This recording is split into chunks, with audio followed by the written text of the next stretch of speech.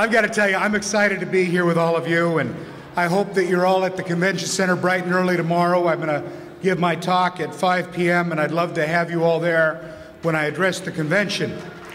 But today I want to talk about what makes California special.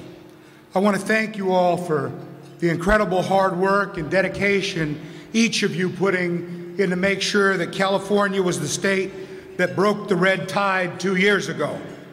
And if you look around this room, it's because of the work of dedicated activists from every corner of our state who made sure that we prevailed in swing states, just as they're going to make sure that we prevail this November.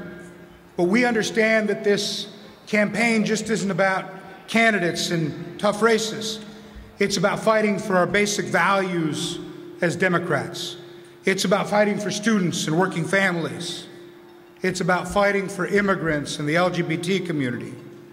It's about fighting to stand up against the fundamental assault on a woman's right to choose. It's about making sure that we're the party that leads the fight for pay equity and for basic opportunities that have built our state into the global powerhouse that it is. But one thing that each of us as Democratic Party activists recognizes is that our values, our very ability to fight for those values, is coming under a ferocious attack. This year, the Republicans aren't satisfied in just mounting their campaigns on issues and candidates. They want to take the labor movement out of the political process. Building on two previous efforts, they've put forward Prop 32, what they call the Special Exemptions Act.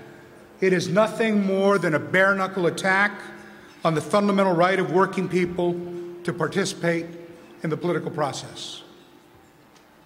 It's a shameless assault on our brothers and sisters in labor who stood shoulder and shoulder with us and have fought to restore opportunities for all Californians.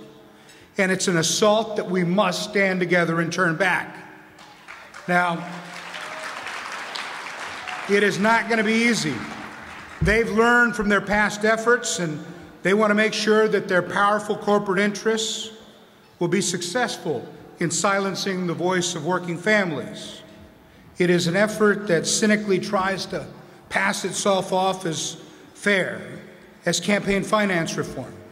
That means that we have to return to California from this convention energized not only for our president, we have to be energized for all the hard work ahead of us to educate and inform the men and women of our community that the Special Exemption Act is neither fair nor reform.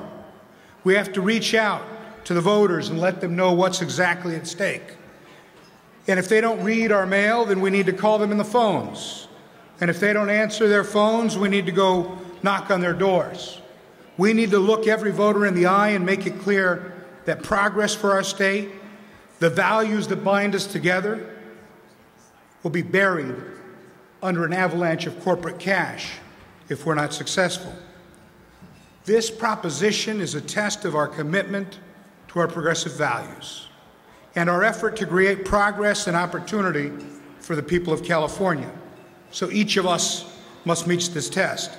Each of us must commit ourselves to do the hard work of outreach and persuasion and turnout. Each of us must fight just as hard to defeat the Special Exemption Act as we fight to elect our Democratic candidates. I've said it before and I'll say it again. They have more money than God, but their money cannot stand up to the strength of our grassroots Democratic activists. We're going to prove that once again this November. We've got a lot of work to do, so let's get to work.